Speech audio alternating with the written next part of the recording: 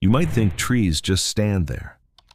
They can't walk, they can't speak, and they can't talk to anyone. Wrong. Because the truth is, trees do talk to each other. They send warnings about danger, and when needed, they even help one another.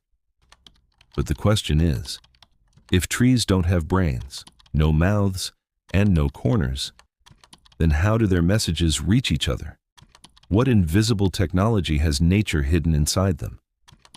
This is where nature's most amazing engineering begins. Beneath the ground, trees' roots join with a special fungus to form a giant network. Scientists call this network the Wood Wide Web. It works just like the internet.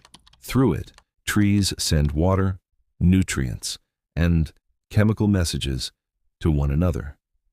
So, what looks like mere soil to us actually hides a whole communication network underneath. And the most shocking part, when an insect attacks a tree, that tree releases special chemicals into the air. Nearby trees detect those chemicals, and before they are attacked, they begin producing bitter, protective chemicals in their leaves.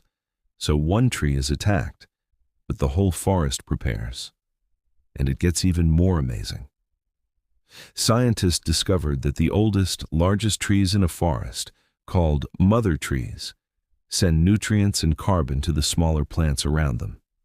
That means a forest is not only about competition, there is cooperation too. Big trees help little trees survive. So maybe the question isn't, why don't trees speak? Maybe the question is, haven't they been speaking all along? We simply never learned their language.